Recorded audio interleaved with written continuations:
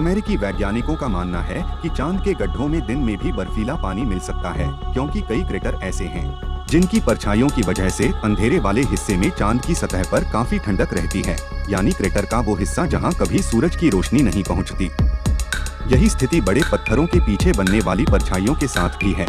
हालांकि नासा के वैज्ञानिकों का पहले मानना था कि रात में चांद की सतह पर बर्फीले पानी की हल्की परत बनती होगी, जो सुबह सूरज की रोशनी में गायब हो जाती है।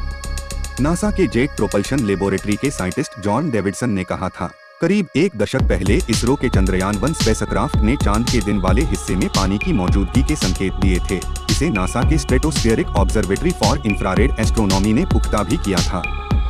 जॉन डेविडसन ने कहा कि चंद्रयान-1 समेत कई अन्य अंतरिक्षयानों ने चांद पर पानी होने के संकेत और सबूत दिए हैं, लेकिन चांद के बुरे पर्यावरण में पानी का टिके रहना बेहद मुश्किल है।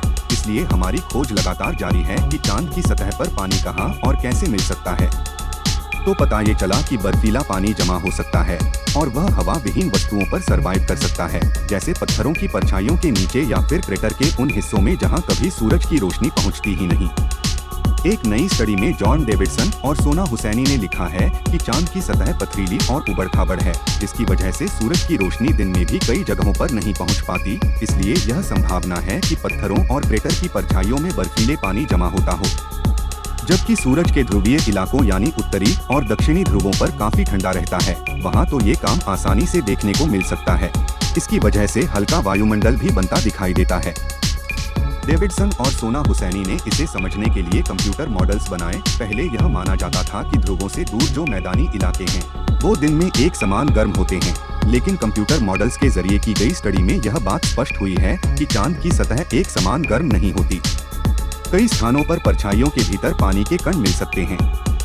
सिर्फ एक ही समस्या है कि दोपहर के समय जब सूरज ठीक सिर के ऊपर होता है तब इनकी मात्रा कम हो जाती है, लेकिन सुबह, शाम और रात में इनकी मात्रा बढ़ जाती है, क्योंकि कई अंतरिक्षयानों और टेलीस्कोप ने यह डेटा हासिल किया है जिसमें पानी की हल्की परत एक जगह से दूसरी जगह हवा के सहारे तैरती है।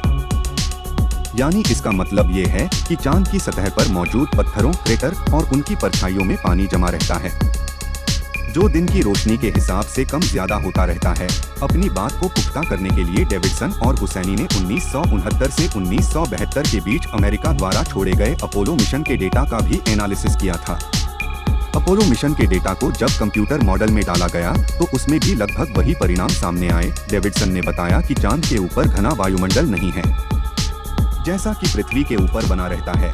यहाँ पर तापमान -210 डिग्री सेल्सियस से 120 डिग्री सेल्सियस तक चला जाता है, यानी सूरज की रोशनी में तापमान बहुत ज्यादा और अंधेरे में बहुत कम होता है। यह बर्फीले पानी की पतली परत बनाने में मदद करता है। इसलिए हमारे नए कंप्यूटर मॉडल ने चांद की सतह पर पानी के होने को लेकर नई परिभाषा और नए तथ्य पेश कर रहा है। साथ ही यह भी बता रहा है कि चांद की सतह और पतले वायुमंडल में किस तरह की समानताएं, असमानताएं और दोनों का एक दूसरे पर किस तरह का प्रभाव है। डेविडसन और हुसैनी द्वारा चांद की सतह के उबड़-खाबड़ होने और तापमान का अध्ययन पहली बार नहीं किया गया है, लेकिन इस नई स्टडी से यह जानकारी तो पुख्ता हो रही है कि चांद पर मौजूद हर तरह की परछाइयों और अंधेरे वाले इलाकों में फ्रोस्ट के होने की भरपूर संभावना है। यानी पूरे चांद की सतह पर पानी है, लेकिन बस उसका रूप बदला हुआ है। सोना हुसैनी इस बात को पुख्ता करने के लिए अब अल्ट्रामिनिएटर सेंसर विकसित कर रही हैं, जो चांद पर जाने वाले अगले मिशन में भेजा जाएगा। इसका नाम है heterodyne OH lunar miniaturised spectrometer. ये चांद पर जाने वाले अगले किसी भी लैंडर या रोवर पर लगाया जा सकेगा। यह चांद की सतह पर हाइड्रोक्सिल की जांच करेगा। हाइड्रोक्सिल पानी का आणविक रिश्तेदार है, जिसमें हाइड्रोजन के 2 कण और ऑक्सीजन का 1 कण होता है। हुसैनी ने बताया कि हाइड्रोक्सिल और पानी उल्कापिंडों की टक्कर से भी पैदा हो सकते हैं। चांद के क्रेटर इन्हीं उल्कापिंडों के टकराने से बने हैं। क्रेटर में कई हिस्से ऐसे होते हैं जहां सूरज की रोशनी नहीं पहुंच पाती।